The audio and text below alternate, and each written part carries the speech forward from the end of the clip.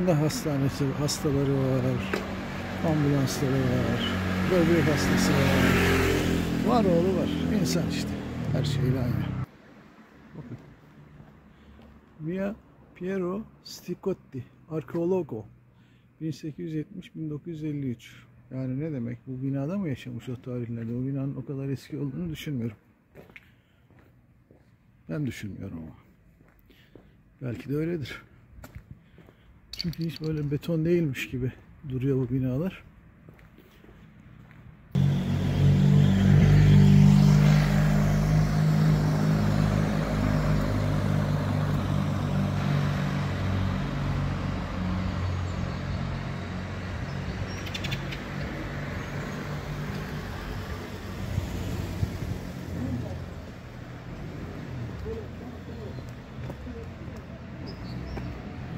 Şimdi bakalım. Bir tarih görsem.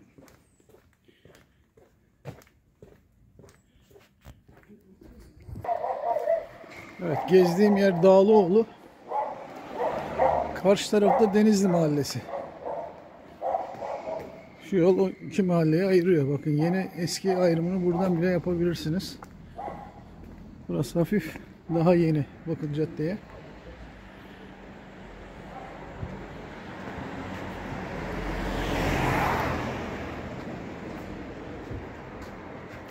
Evet, o kilisenin oradan geldim.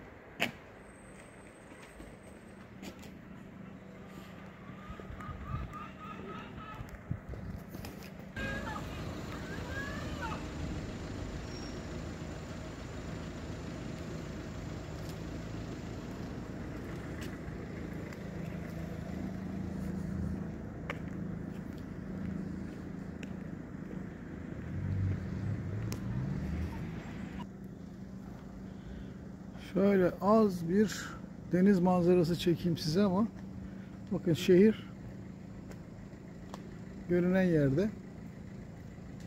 Mendirekler var orada. Yat mendireği, yat limanının mendireği. Şu binanın da önünden geçtim aşağıdayken. Ta diğer buruna kadar gözüküyor aslında da kamera ne kadar görünüyor bilmiyorum. Salita al Promontorio Toponimo. Evet. Bosco Sempre Maxi diye bir yere geldik. Haydi bir gezeyim bakayım ben burayı. Ne satıyorlar bakalım. Mahalle bakkalı gibi herhalde ama büyük bir şeye benziyor. Aslında mahalle bakkalı gibi hafif büyüklükte, orta büyüklükte bir market. Ama bakın şu peynirlere bakın arkadaş. Bakın şu peynirlere. Ama fiyatlara bakın. Kilosu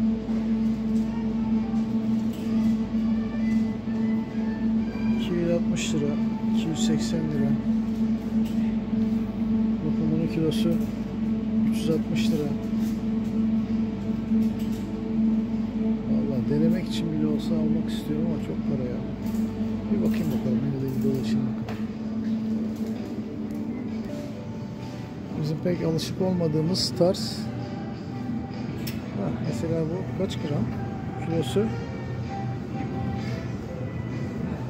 kilosu 600 lira arkadaşlar. Şuna bakar mısınız? Şu kadar şey 80 lira. Bir yemelik.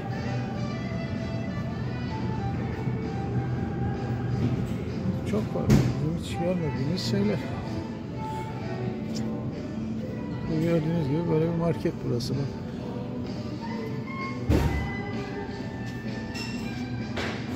Hamur işleri çok zengin İtalya'da. Burası ufak bir yer. Yani şu market ufak bir şey. Koca reyonlar gördüm ben. Hamur işleri satan. Mantı benzeri şeyler de var.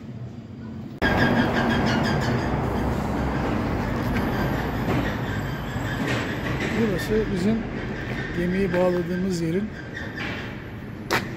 kara tarafı. Gemiye bakayım şuradan görünecek mi? Şeyin binanın arkasında kalıyor. Bakayım biraz ileride. Şimdi buranın bir özelliği var. Uzun bir karavan park yolu. Paralı olduğu anlaşılıyor. Çünkü denk geldi. Karavancı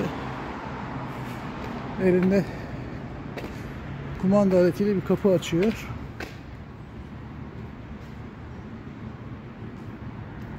Evet. Göreceksiniz şimdi envai çeşit karavan. Yani Trieste ile ilgili anılarını anlat dediklerine aklımda kalacak birkaç şeyden biri şu karavanlar. Hep aynı karavanlar zaten göre göre. Bu 4. 5. gelişim buralara. Göre göre alıştık artık.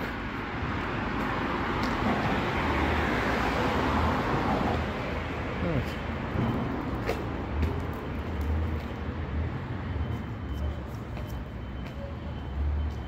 Böyle uzanıyor.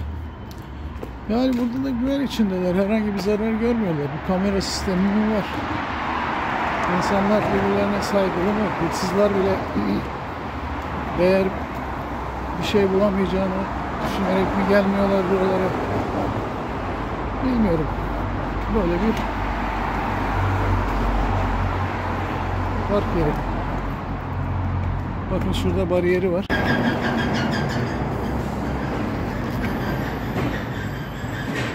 Burası bizim gemiyi bağladığımız yerin kara tarafı. Gemiye bakayım şuradan görünecek mi? Şeyin binanın arkasında kalıyor. Bakayım biraz ileride. Şimdi buranın bir özelliği var. Uzun bir karavan park yolu. Paralı olduğu anlaşılıyor. Çünkü denk geldi. Karavancı elinde kumanda aletiyle bir kapı açıyor.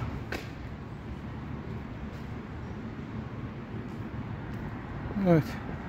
Göreceksiniz şimdi envai çeşit karavan.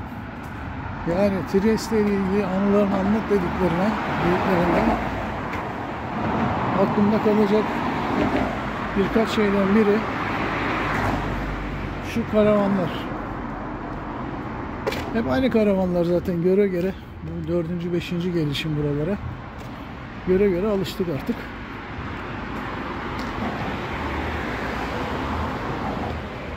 Evet.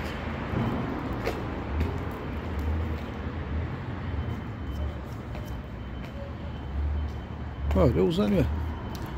Yani burada da güven içindeler. Herhangi bir zarar görmüyorlar. Bu kamera sistemi mi var? İnsanlar birbirlerine saygılı mı? Hırsızlar bile eğer bir şey bulamayacağını düşünerek mi gelmiyorlar buralara? Bilmiyorum. Böyle bir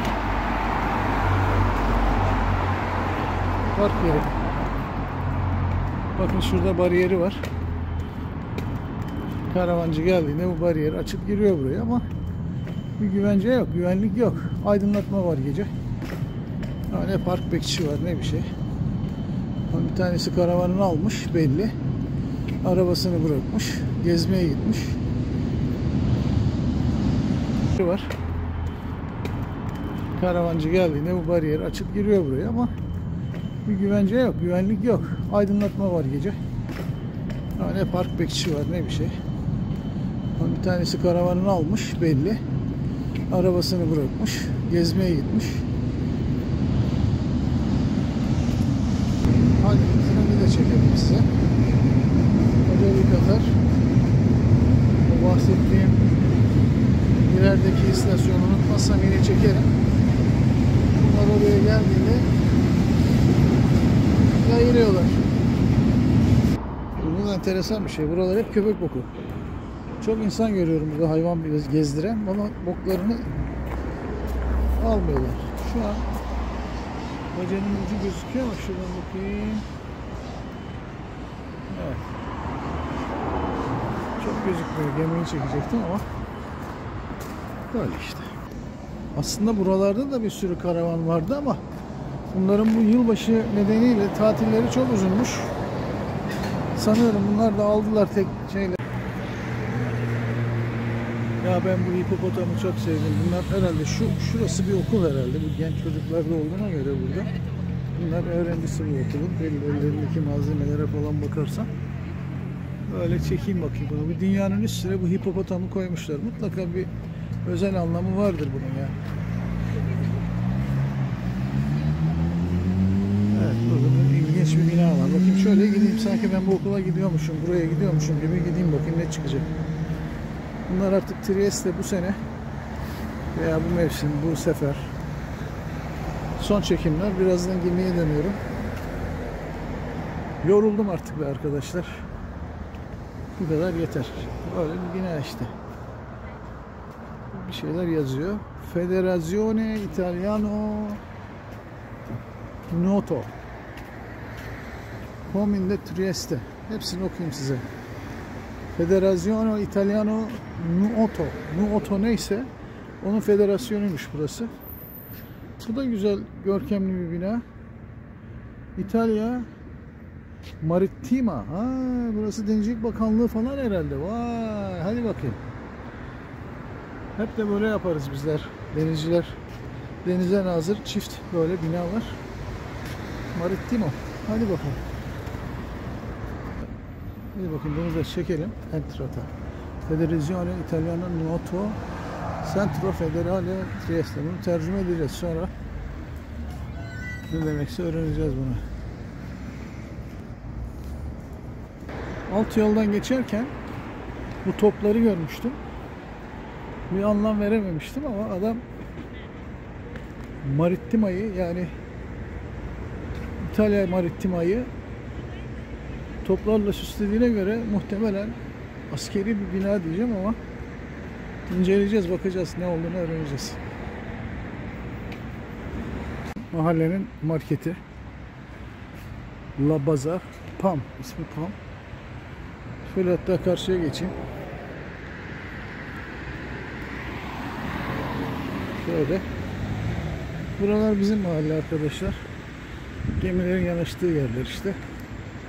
Genelde alışveriş için gemiciler buraları tercih ediyor, yakın olduğu için. Bu Pem diye burada meşhur olmuş bir market, bizim grocery falan filan gibi. Bunun ikinci katında Çin pazarı var. Her çeşit, her şeyi bulursunuz. Alt katı da kocaman bir yiyecek içecek şarküterisi diyelim.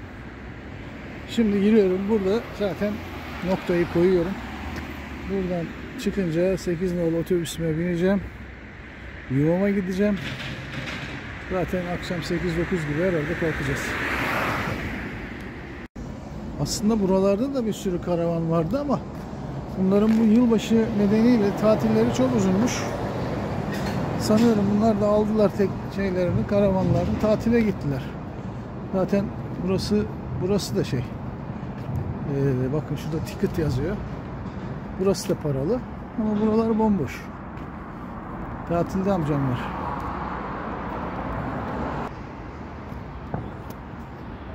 Bakın burası bizim birinci yanaştığımız yer. Orada şu an Uneroro dediğimiz DFDS'in bir gemisi var. Bakayım nasıl çıkıyor. Baklava dilimi gibi şey, kare kare olunca dur bakayım, yakından gözükmüyor. Hay Allah, çekemedim. Uzaktan çekeyim, belki daha iyi fark edilir. Dur bakayım. Evet, bizim ilk yanaştığımız yer burası. Burada boşaltıyoruz. Sonra böyle bizim bacada gözüküyor. Bakın mavi. Şöyle bakayım. Nerede? Şu tam ortada gözüken mavi baca da bizim teknenin bacası.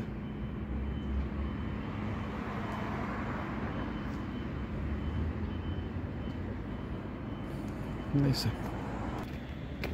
Trieste'ye ilk geldiğim gün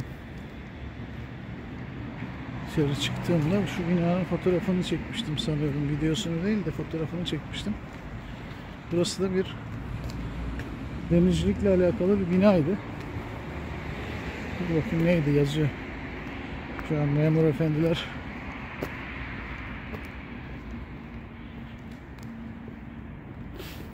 bakın, 2 tane aslan koymuşlar. Sanki bir kale tarafında kale var. Kale burçları var. Autorità di Sistema Portuale del Mare Adriatico Orientale demiş. Hadi bir de çekelim size. Koca bir Katar. O bahsettiğim ilerideki istasyonu unutmazsam yine çekerim. Bunlar oraya geldiğinde yayılıyorlar. enteresan bir şey. Buralar hep köpek boku. Çok insan görüyorum burada hayvan biraz gezdiren ama boklarını almıyorlar. Şu an bacanın ucu gözüküyor ama şuradan bakayım. Evet. Çok gözükmüyor. Gemiyi çekecektim ama böyle işte. Aslında buralarda da bir sürü karavan vardı ama bunların bu yılbaşı nedeniyle tatilleri çok uzunmuş. Sanıyorum bunlar da aldılar tek şeylerini, karavanlarını, tatile gittiler. Zaten burası da şey. Bakın şurada ticket yazıyor. Burası da paralı. Ama buralar bomboş. Tatilde amcamlar.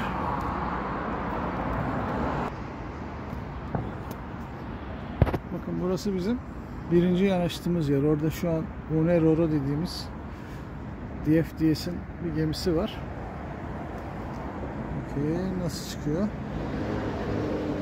Baklava dilimi gibi şey kare kare olunca dur bakayım yakından gözükmüyor.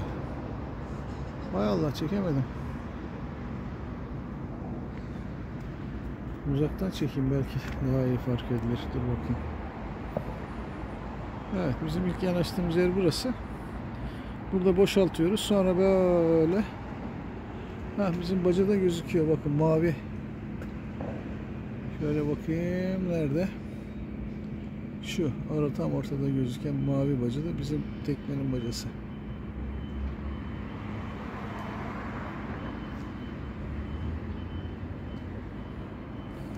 Neyse.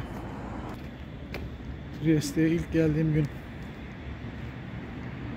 dışarı çıktığımda şu binanın fotoğrafını çekmiştim sanıyorum. Videosunu değil de fotoğrafını çekmiştim. Burası da bir denizcilikle alakalı bir binaydı. Dur bakayım neydi yazıyor. Şu an memur efendiler